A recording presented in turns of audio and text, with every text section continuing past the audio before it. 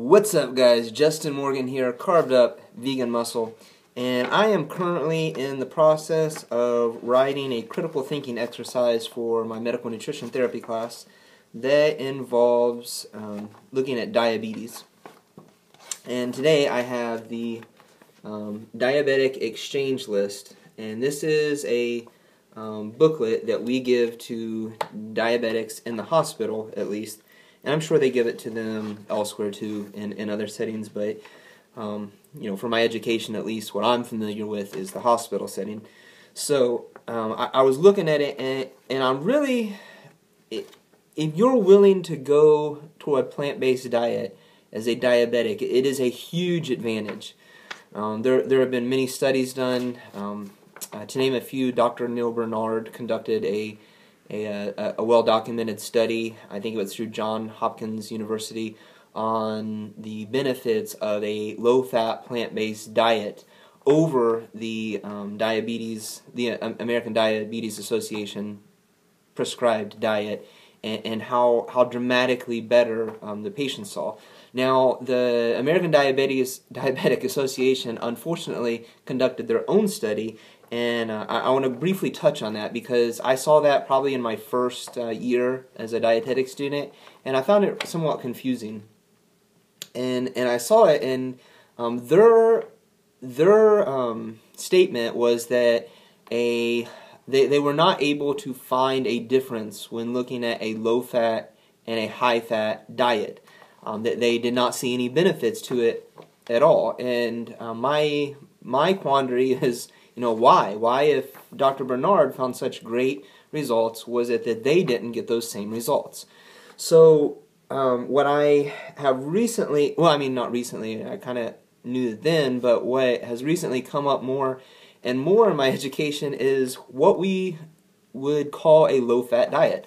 So a low-fat diet, in terms of dietitians, is described as a diet where 30%, between 20 and 30% of your calories come from fat. So now I can go back and look at this study from the American Diabetes Association, and we find that the low-fat group that they had in their study was eating 30% of their calories from fat.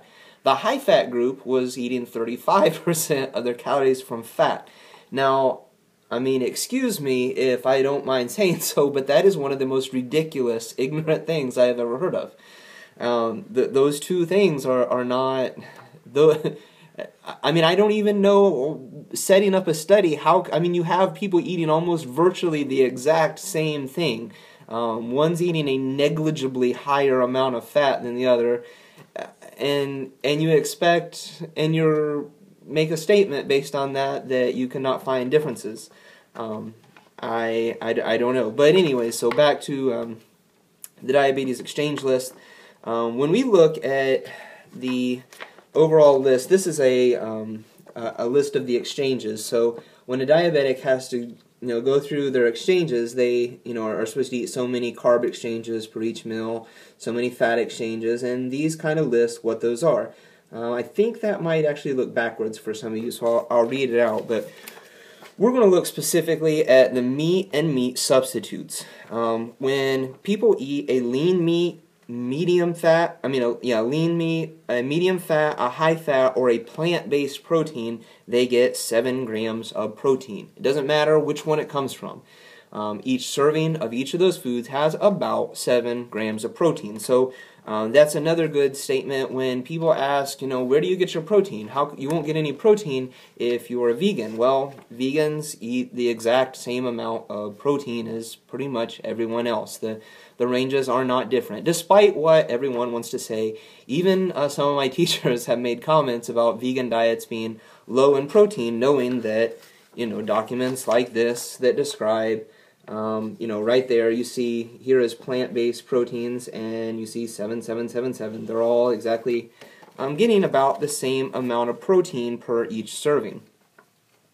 So now what does change is the amount of fat that's in each one. It varies for plant-based proteins. So if we go over to where the meats and meat substitutes are, and we are going to look at the meat substitutes since we are specifically talking about vegan diets, and there's some interesting things in here.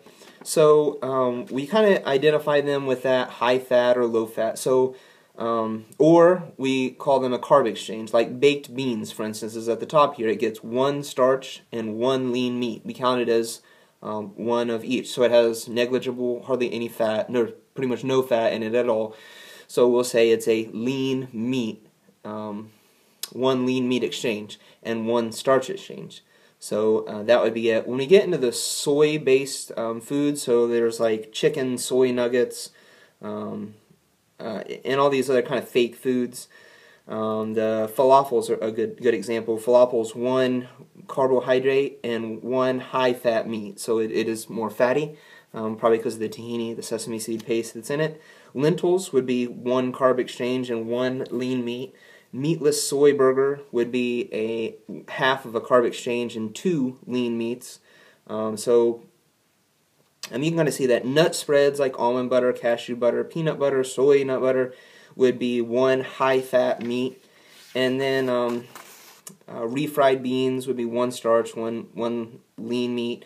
Tofu would be 1 medium-fat meat source. Tofu light would be 1 lean meat, so you get low-fat tofu. And so that's just kind of some things to think about. I was just looking at this. I had some of those things in mind. I didn't have like a specific point to this video, but I thought some of you might find it interesting looking through this. I've had to look through it for like 3 semesters now, so if you find it even interesting, hopefully you enjoyed that. A little bit different than a training video or some of the things that I normally do, but I hope you guys enjoyed it. If not, sorry. Better I'll put out different videos next time, or you can just suggest some videos that you would like to see in the comment section below. If you like the video, then like the video, and remember to subscribe. You guys take it easy, and I'll talk to you next time.